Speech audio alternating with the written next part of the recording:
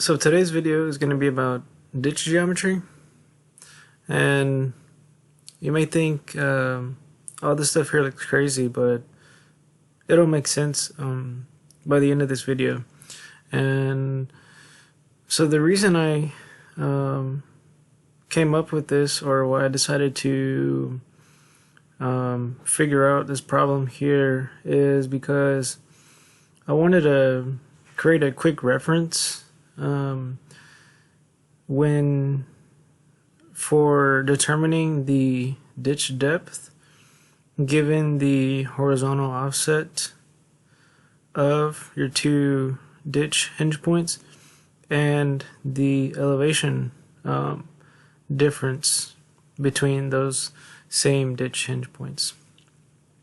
So let me show you a cross section real quick so we can look to see how what we're actually looking at in our Word document. So here we have a roadway, and this is a normal crown roadway, and so all this when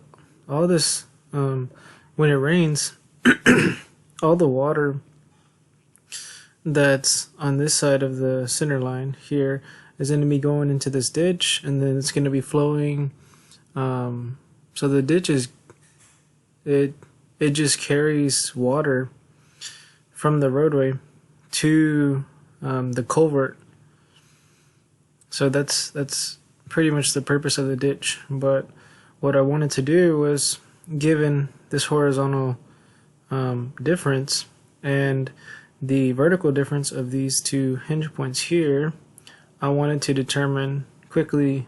I wanted to be able to quickly determine the depth of a ditch given the different slopes.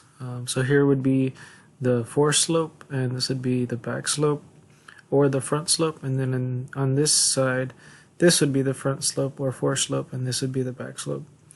So let's go back to the Word document and I'll let you know what I did. So basically we have this front slope here, and the equation of this line is this L1. So this is basically this is in the y equals mx plus b format. I just made this L1 because I wanted the y-intercept to be equal to this y1 here. It seemed to make more sense to me that way. And then we have our second hinge point here, and the equation of this line is the L2, and this is in y equals mx plus b format as well. So if you see, the y2 is here, which is 564.3, but in order to find the x-intercept, which would be somewhere over here, you need to take the slope and multiply it by this x distance, and then we'll subtract it from the y2, and that's going to give us our y-intercept. So that's all that means. So really what we're solving here is let me just scroll down, then I'll show you. So now we know the equations of these two lines. So what we're going to do is we need to be able to find the horizontal distance to the flow line, right? And here's my reference here. So I'm going to find this distance here, and here is the formula, but I'll show you how I got there. So here are the same formulas, L1 and L2. And in order to find this x, all we need to do is set these equations equal to each other, because this is the y input given or the y output given an x input.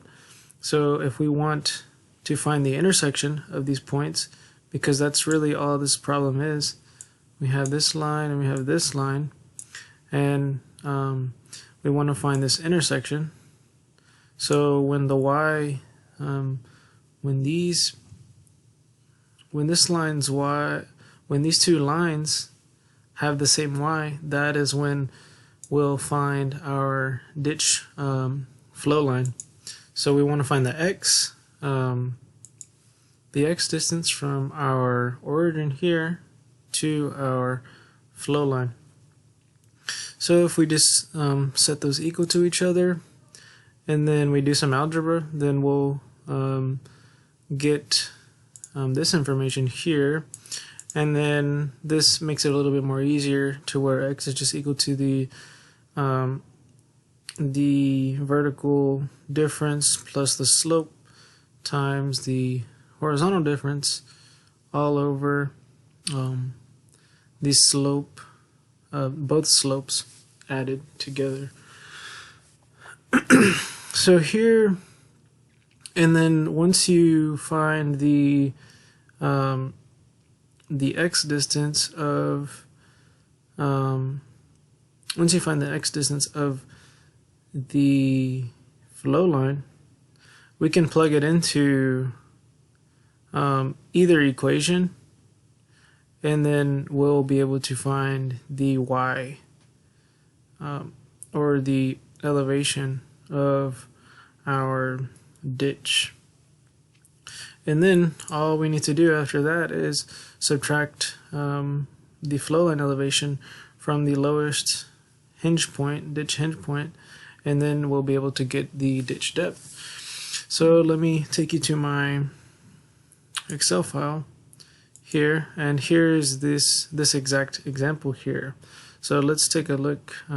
If we change some of these variables, then let's see what's going to happen. So if both hinge points are the same, then it's going to be like this. And then if the slopes are the same, then it's going to be like this. And here we have our ditch depth.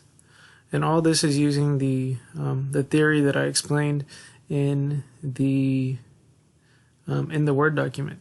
But here in my other tabs, I have different tables, and this is what I wanted to come up with, so we can easily identify, given a horizontal offset here, or horizontal difference, and given a elevation difference, how much depth do you have given a different slope, right? So these tables are assuming the same slopes for the front slope and back slope.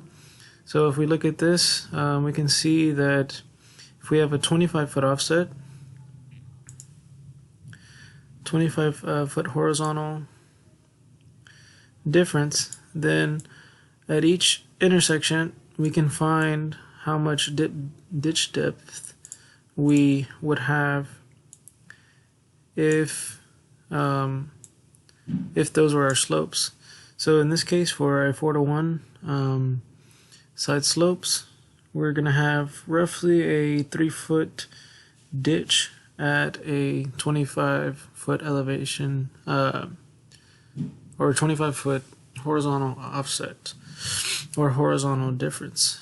And really, this is what I wanted to come up with, and I ended up being able to get it pretty easily. So I thought this was really cool, and so now if I ever need to, for some reason, quickly find the ditch depth given a horizontal and vertical difference between 2 points, then I can, depending on these slopes. And I think that's it for today. If you have any questions, let me know. Thanks.